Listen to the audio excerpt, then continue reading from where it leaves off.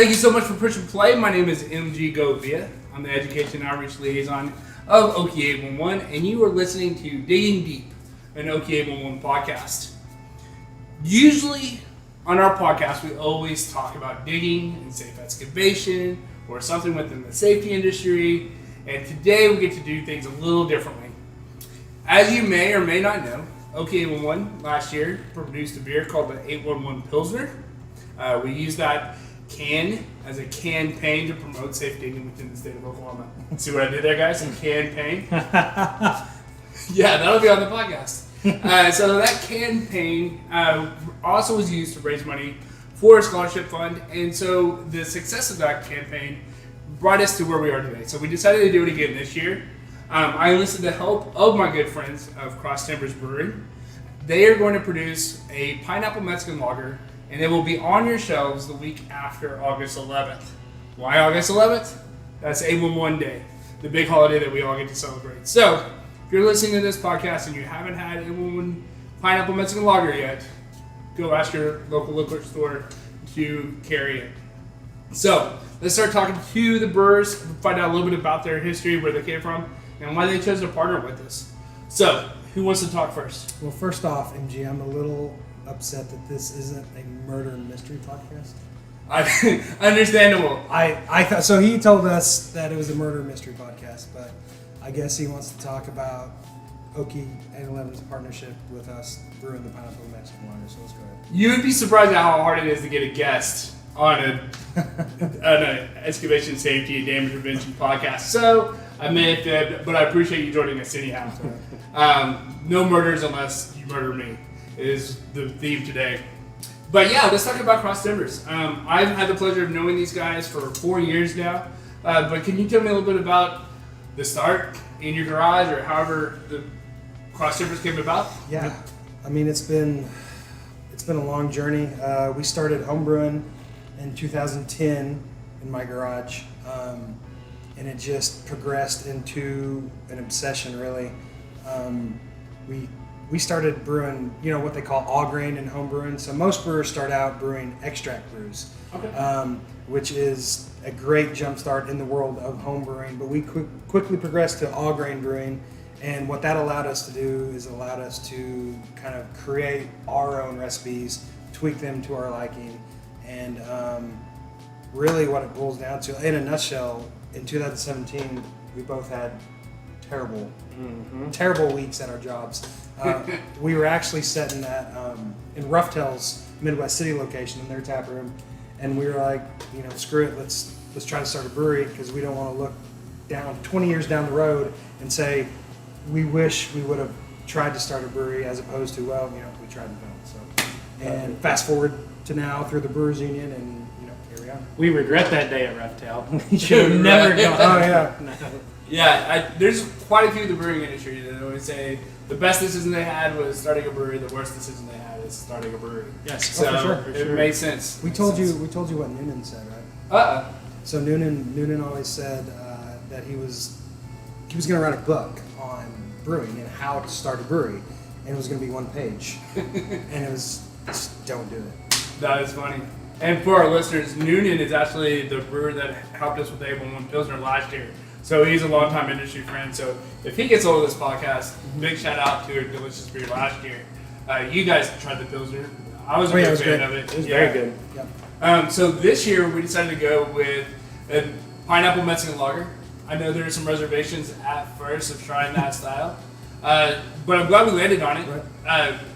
What do you think about the beer itself? Well, what should we expect? Well, I mean, the reservations initially came not because we don't believe in the product or the final style. It's just, we've brewed plenty of lagers, but we've never fruited a lager, and pineapple's a pretty potent fruit, I guess. So we knew it was tricky, and we didn't want to overdo it, but we wanted you to be able to tell that it was actually pineapple. So that was where the reservation came from. But as we've actually brewed 2 batches of it, but as the batches are progressing and as they're conditioning, so to say, we're really happy with how it's tasting. Awesome. I'm really excited about it. I got to have a sample in one of its stages, and I'm already forecasting how delicious it will be. So I'm really excited about it. Like again, this beer is going to be available for you starting the week after August 11th. So if you have it, if you're listening to this after that, be sure to ask your liquor stores for it to be distributed to them. All you have to do is tell them that it's okay with one pineapple mess and lager distributed through Cross Timbers. Your liquor store reps will be able to order it. And you guys, I mean, I think you nailed the timing too with this. So yes, I understand why it's 8/11, but also, I mean, we are 100 degree after 100 degree days, and this is going to be a super crisp, super crushable lager with just the perfect amount of pineapple to make it, you know, like a spin on your traditional Corona, Dos Equis, Tecate. So. Awesome. So when we decided to go with this, I had to sit down and figure out how we're going to do this with the plan of promoting 811, promoting damage prevention, understanding that we're throwing a beer out there. So remember, guys, always drink the beer after your digging project, not before. I don't want anybody to get hurt. Always responsible drinking leads to responsible digging.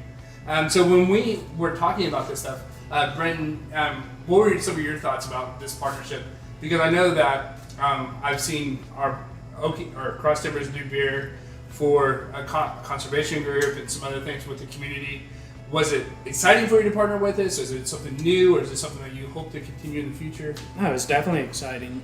Like you mentioned that we partnered with the BHA. Just being able to give back to the community. We've known you for a long time, so being able to partner with you on this, it means a lot to us. Awesome. Yeah, that's something that it was almost a no-brainer. Working with Cross Timbers, like I said, I've known you guys for 4 years now. Their brewery opened in November of this year. That's where we are currently, hanging out inside the tap room. Let's talk about that a little bit. I mean, here we are. We're like 8 months into it. How's it going? How's business? I mean, it feels 8 It's months. the fastest 8 months ever. 8 months?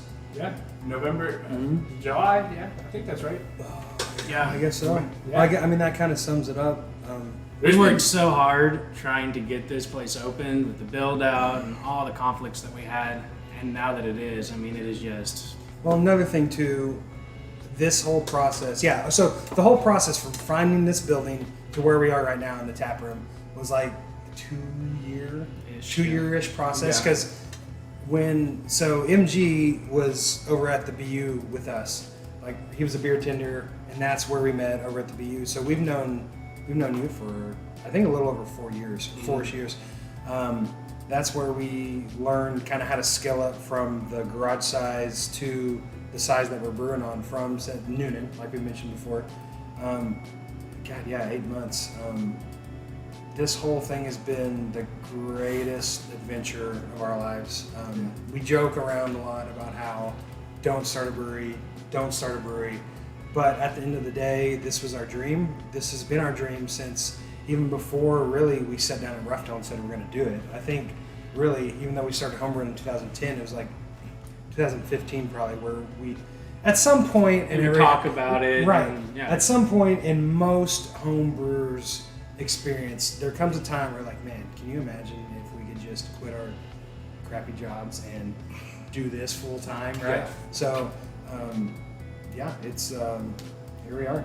Well, I'm glad y'all have crappy jobs. I truly am. And I mean that not only because of our friendships that have happened from the BU days. And every time we say BU, that's a place called Brewers Union that unfortunately didn't survive the pandemic.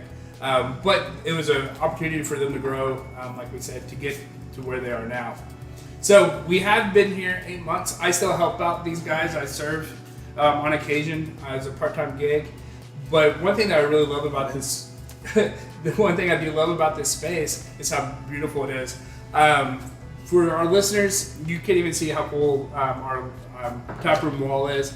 But go and search Cross Timbers on Google it up, Cross Timber Brewing here in Oklahoma City. You'll see an expansive patio that is fantastic. You'll see a taproom that is both intimate and wide open at the same time.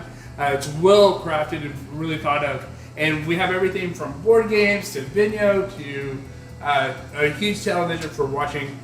So we have quite a few things for anybody who just shows up. So that being said, August 12th. If you haven't, if this podcast is in your ears before August 12th, we're going to have a release party here at the tap room for our Pineapple Mexican Lager. So search it out on Facebook or just show up August 12th, anytime after 5 p.m. to partake in the release of our beer in the tap room. And it is something we're also going to keep on tap even after that. So you can buy the cans at your liquor store or in our tap room, but you can always grab a draft to test it out and tell us how good it is as well. Well, and 100% of proceeds, right, are going from can sales are going towards what foundation? Yeah, you're good. No, I'm glad you brought it up. The reason that we do this is marketing money to OK111. We're doing this to provide public awareness. But since we're not looking to make a profit, the money that we do receive, we are turning that over to the Oklahoma City Pipeliners for their scholarship funds. And so last year we did a little bit over $3,000 going to a scholarship fund. And so we're hoping to do even more this year. So drink beer for a good cause, and drink good beer for a good cause even on top of that. So thanks for bringing that up. And then the proceeds, some of the proceeds in the tap room also go to it. So come and check out the brewery.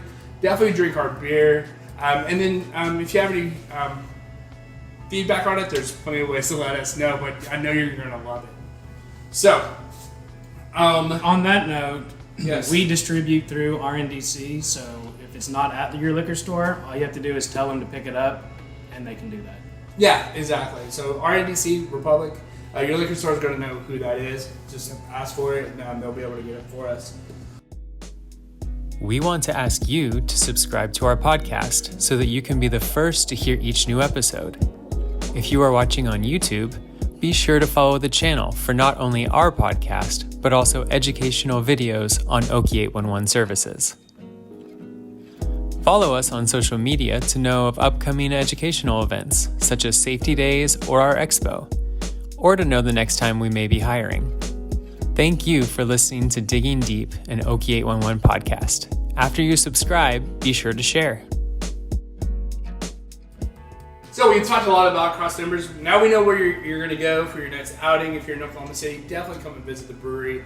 Definitely after August 11th, you want to go and grab the Pineapple Mexican Lager. It's delicious. You take some, share it with your crews. And there's going to be some information on there on what is safe digging. You can scan a QR code, get some more information about the brewery, get some more information about safe digging, putting in locate requests, things of that nature. So we're not just producing beer just for the scholarship fund, but we're also providing some educational resources. And it couldn't be done without these guys. And I appreciate your partnership with us so much. It's new to all of us, but man, you knocked it out of the park. And so I hope this continues for many more years. Next year, who knows what we'll come up with. And I'm looking forward to it. So thank you so much, guys. For sure, man, for sure. We appreciate the opportunity. And also, correct me if I'm wrong, but aren't you the first, so isn't this chapter the first one to do the beer marketing thing, right? As far as having it in the tap room and having an event and all that good stuff? Well, just the beer concept itself, right? Oh, yeah. So, Yeah. so there was a little feather in MG's cap. Yeah. So a couple years ago, there was an A11 notification center up in Wisconsin that partnered with a local brewery who just had a special release called No Shocktober, and it was to raise awareness. And so I caught wind of it, and I'm good friends with a few people in the industry, and I was like, you know what, that's cool for a taproom event, and it's good outreach. Well, what if we put cans out there? Sure. What if we got more information out there? And it blew up from there. And luckily, we've gotten some recognition nationally. The state of North Dakota has now done it. There's another state that's looking to do it as well. So it's been successful. Who would have thought that making a beer would be yet another way to promote such an important service like 811? So thanks for reminding me of that. Definitely. So with that, again, thank you both.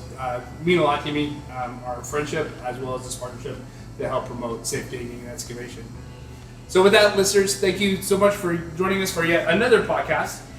Be sure to subscribe, share with your friends, and then be sure to check out our beer and shoot me an email. The email is education@okie811.org, and we look forward to hearing from you.